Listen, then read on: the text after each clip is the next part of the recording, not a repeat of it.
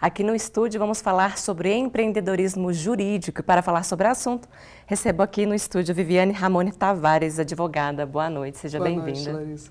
Recebemos também Stefano Scalon Cruvinel, empreendedor. Boa noite, seja bem-vindo. Obrigado. Vou começar com você, Viviane. Esse empreendedorismo jurídico na área do direito é uma alternativa para esse mercado mais saturado nessa área? Com certeza. Hoje nós temos um número grande, de universidades nessa questão do direito e vemos que o profissional hoje ele tem que procurar novos mercados. E essa área é uma área muito importante. Por quê? Hoje o bacharel em direito ele não se limita a ser um advogado. Ele tem uma área extensa e hoje o mercado só trabalha com equipe multidisciplinar. E na área de tecnologia nós temos uma imensa gama hoje com as startups, com as legal techs, com as fintechs. Então você tem uma gama de novidades que há necessidade sim do profissional de direito estar acompanhando essas questões. E essas novidades, Stefano, estão também em questão de provas digitais, questão de provas para aliar ali no direito, voltado para a tecnologia também. Exatamente. As provas hoje, todo mundo sabe, que o que vence uma ação e o que embasa uma ação são as provas. Mas a questão é, as pessoas conhecem de fato sobre as provas? Elas sabem não só a importância, mas como usá-las?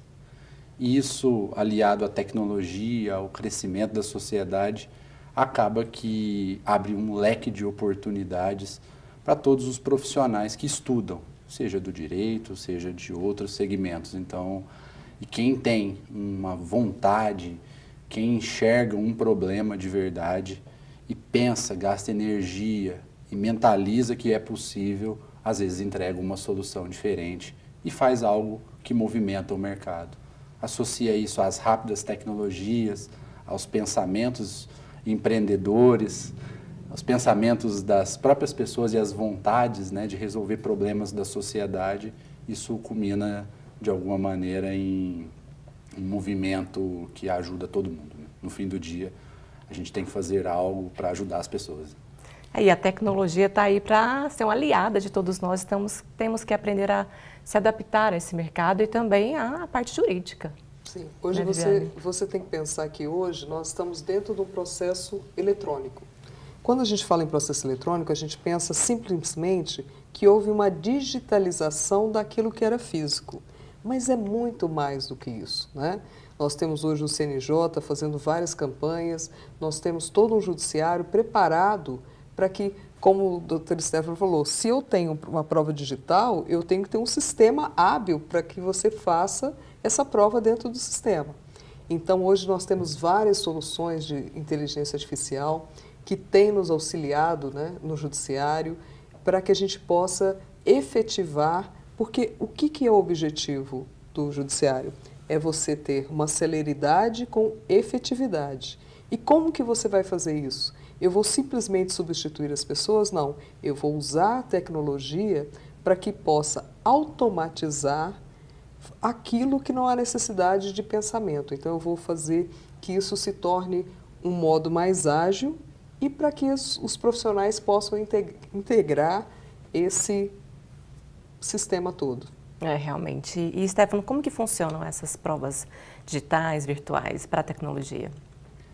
Funciona de forma mais complexa do que as demais. Eu costumo dizer e exemplificar que não basta você fazer o print de WhatsApp. Você tem que saber como utilizá-lo. Não é qualquer prova que é aceita no meio do direito. Não é qualquer prova que um perito judicial, que é aquela pessoa nomeada pelo juiz para falar que aquela prova vale e tem aplicabilidade, que tem validade de fato. Então, as pessoas precisam começar a conhecer de verdade a importância de uma prova e como usá-las. Então, os jovens, quem está estudando, quem está empreendendo, os próprios advogados têm que começar a se atualizar no meio tecnológico, até para se manter competitivo no mercado. E os próprios jovens que estão vendo a tecnologia tomar conta de tudo, Todos nós, Exatamente. Tem que perceber que há aí uma série de oportunidades para quem realmente quer fazer algo relevante. Então, não é só ter a prova, é saber como usá-la e saber como usá-la dentro do ambiente judicial também. Então, tudo está mudando tão rápido, né? Se está mudando, a gente tem que acompanhar essa evolução. Então, todo mundo que está estudando deveria estar se antenando a isso também. Esses nossos profissionais agora têm que estar devidamente atualizados com esse nosso segmento, com a realidade da gente. Os novos profissionais, aí entra a questão das universidades, né? Sim. Será que os nossos estudantes, eles estão tendo essa preparação? A gente acredita que não. Essa atualização, a gente tem visto, né? A gente o famoso tem visto, F5 ali. Isso. A gente tem visto em várias universidades alguma tentativa, por exemplo, vamos voltar lá na questão básica do processo eletrônico. Muitas universidades, os alunos saem sem sequer saber como atuar dentro do processo eletrônico. Então, isso é uma falha que a gente tem que correr atrás. Mais ainda, hoje, quando a gente fala da questão de compliance digital, as pessoas têm que saber como que funciona e o que se espera desse profissional. Porque esse profissional hoje, se ele entrar numa startup, a velocidade de uma startup não pode ser a velocidade daquilo que você aprendeu lá na faculdade, às vezes, de ser litigioso. Tudo conflito, tudo litigioso, você não tem mais isso. O mercado não quer mais isso de você.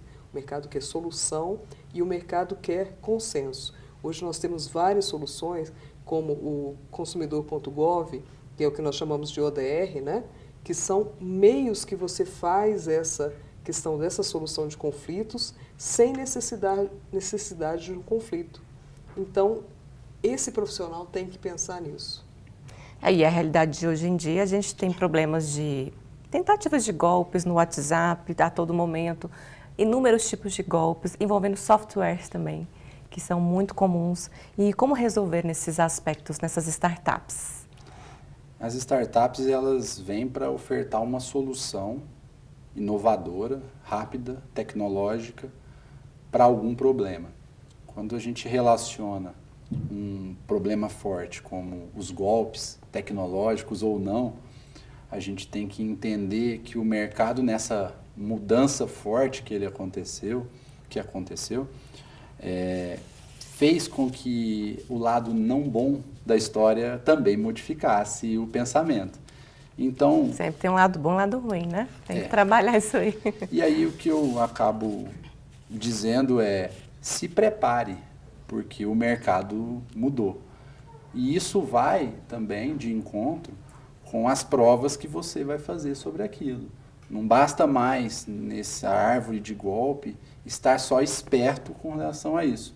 Você tem que documentar isso e documentar da forma correta. Então tem que se, de alguma maneira, começar a criar a cultura da prova. E saber, levar conhecimento às pessoas, a todo mundo que está ouvindo e quem não está, conversar sobre isso para que as pessoas realmente conheçam que não basta só documentar que tomou um golpe. Tem as manobras que você tem que fazer, tem as provas que você tem que ancorar, tem os acessos às instituições bancárias que têm que ser feitas imediatamente, não pode demorar de forma alguma. Tem os advogados que você tem que procurar para as manobras judiciais, eventualmente. Então, tudo isso tem que acontecer de forma rápida, não pode demorar. E isso vai das pessoas já conhecerem o que precisa ser feito. E isso no Brasil, infelizmente, não tem acontecido. Em Uberlândia, como que está a realidade?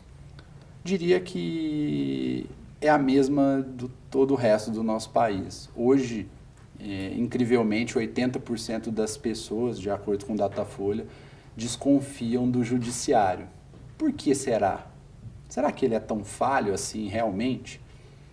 Ou será que as pessoas não conhecem os seus direitos, não? Como provar os seus direitos? Às vezes, chegam muitas pessoas para conversar comigo que estão certos, mas chega na hora do processo e não consegue provar. E a culpa recai ao advogado. Muitas das vezes a culpa é da cultura do nosso país de tratar como não importante uma prova. Então as pessoas deveriam saber mais, não só o que tem direito, mas como provar esse direito. E falando em direito, o TecnoUFO, que é um parque tecnológico da UFO, vai ajudar muito também nessa questão do empreendedorismo jurídico, né, Viviane? Esses parques tecnológicos já existem em várias outras universidades, né? E tem trazido esse encontro que é necessário do direito, do empreendedor, para que você tem que saber o que o empreendedor também precisa. Quando você fala numa startup, como que você vai sentar numa mesa para negociar? Você é advogado, se você não sabe o negócio do seu cliente. Eu acho que um erro muito grave é você entrar em qualquer negócio sem conhecer o do outro. Você tem que saber daquilo que você está falando. Você tem que estudar, você tem que se capacitar. Isso é básico. Se eu não sei a dor do outro, como que eu quero representá-lo? Se eu não sei a dor do outro, como que eu vou apresentar soluções para aquilo que eu não conheço? Então, isso aí é uma questão básica. Você tem que saber. O parque tecnológico nas outras universidades e na UFO vai ser excelente, porque com certeza vai trazer isso. Você possibilita essa entrada, essa junção.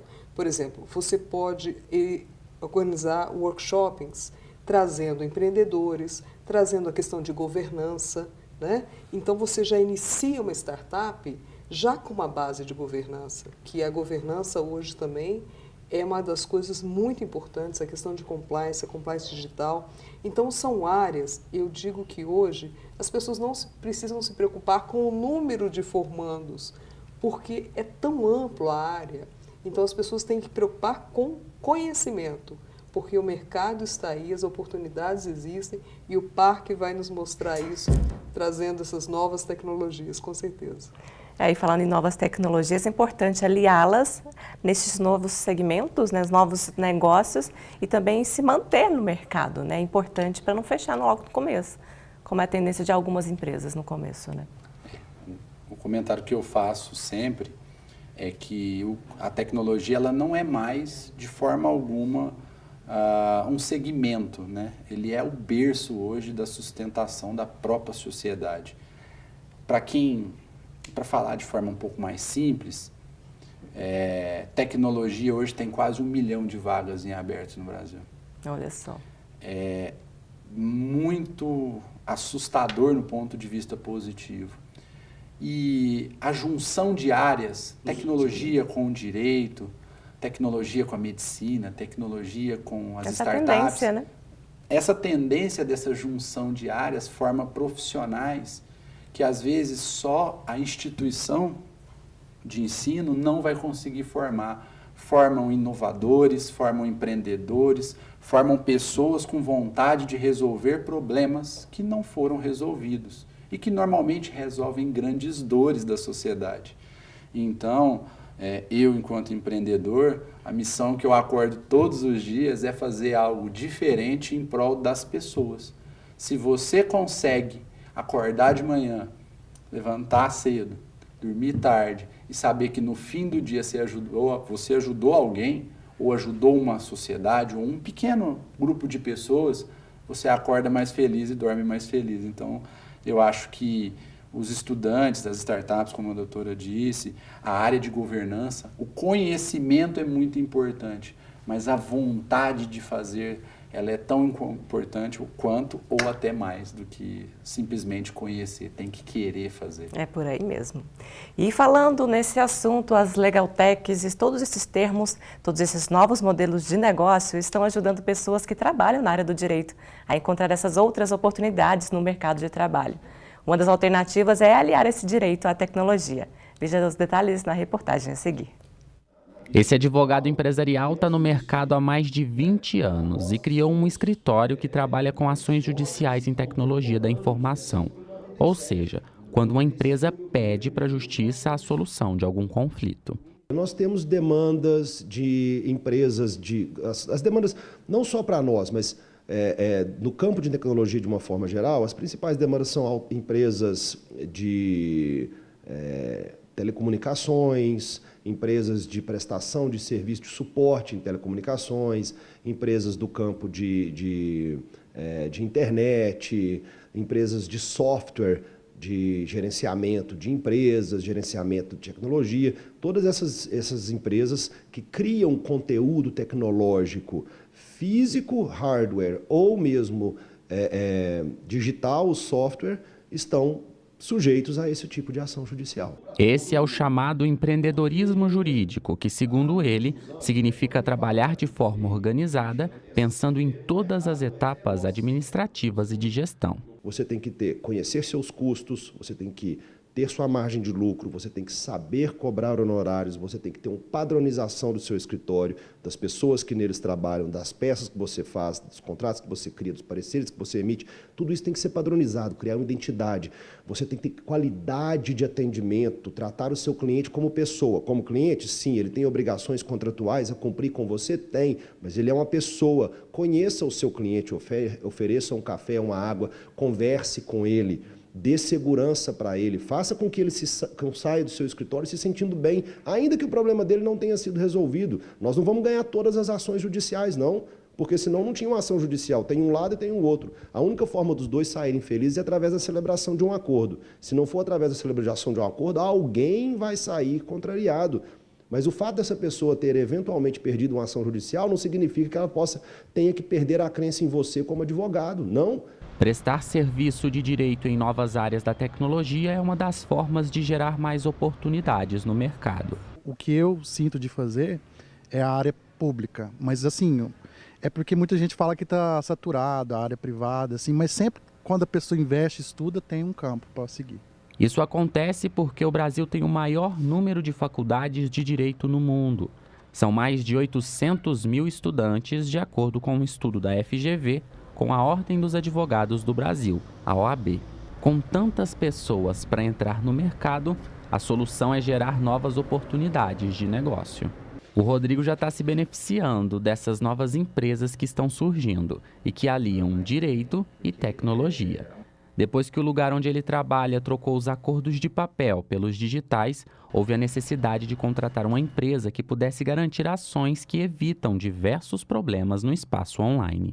Isso advém principalmente da LGPD, que é a Lei Geral de Proteção de Dados, e diante desse cenário que todos nós vivemos hoje na sociedade, né, qualquer segmento, qualquer negócio, a gente constatou essa necessidade e isso juntamente com uma contratação que nós fizemos, né, de software e que a gente faz regularmente. Então foram esses dois aspectos que trouxeram para a gente um olhar diferente, né? A importância de se ver os contratos que nós fazemos hoje com os nossos parceiros, né, a gente entender com mais detalhe para poder garantir, né, nessa parceria os resultados que a gente busca. O direito digital regulamenta as relações nesse ambiente e a diferença já foi notada pelo Rodrigo. O principal valor que eles trazem nesse trabalho é um valor preventivo para a gente. Por quê? Uma vez que você contrata um software, seja ele qual escopo ou qual área da empresa for, né, você precisa entregar aquele projeto. E para você entregar aquele projeto, envolve 3 variáveis principais, que é tempo, custo e qualidade. Se você tem um parceiro que te orienta e que te ajuda a compreender isso previamente, o risco de você ter um prazo maior do que o programado, uma qualidade menor do que você espera e um custo acima daquilo que foi orçado, isso é muito pior. Então, se você tem uma atuação preventiva, de forma a garantir que aquele escopo contratado ele vai acontecer com essas 3 variáveis, vale a pena o investimento. Com certeza, a proteção digital é imprescindível. Eu deixo agora o espaço para você, Viviane, para as considerações finais. Minha consideração é no sentido de que não se preocupem, né? Eu vou enfatizar novamente que a questão de número de formandos não é tão importante quanto a necessidade da questão do empreendedorismo mesmo, no sentido de que conheça as dores do mercado, conheça muito do teu cliente, faça a tua capacitação e fique muito atento com a questão de multidisciplinaridade. O direito não pode ser limitado, então vai aprender outras áreas que isso vai te trazer um insight para que você possa trazer uma boa solução para o teu cliente. Com certeza. Muito obrigada pela entrevista. E esse o recado final, Stefano? O recado final é que cada pessoa que esteja nos ouvindo agora entenda que você estudar um tema é importante, estudar outro tema é importante, juntar ambos é importante também. Quando você fizer isso, o leque de oportunidades vai se abrir magicamente. Quando esse leque de oportunidades se abrir, enxergue ela, abrace e foque. A partir disso, você pode ter certeza que os resultados vão vir. As pessoas vão reconhecer o mercado de tecnologia, o mercado de software, como o Rodrigo disse, é um mercado muito complexo e muito novo.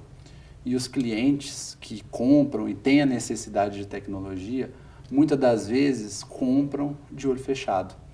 E nessa de comprar de olho fechado tem prejuízos astronômicos. É possível evitar isso? Quantas empresas no Brasil de fato conseguem ajudar estes empresários a prevenir isso? Essa é uma oportunidade que eu enxerguei. Será que quantas outras não existem agora, nesse exato momento, com problemas acontecendo neste exato momento, que não há solução? Isso é uma oportunidade para o empreendedor jurídico, para o empreendedor de qualquer matéria. Então, o recado que eu dou é: preste atenção, enxergue a oportunidade, acorde cedo e durma tarde, que você vai resolver alguma coisa para alguém e atender um propósito maior do que para si próprio. Ótima entrevista. Muito obrigada, viu? Uma boa noite. Até a próxima também.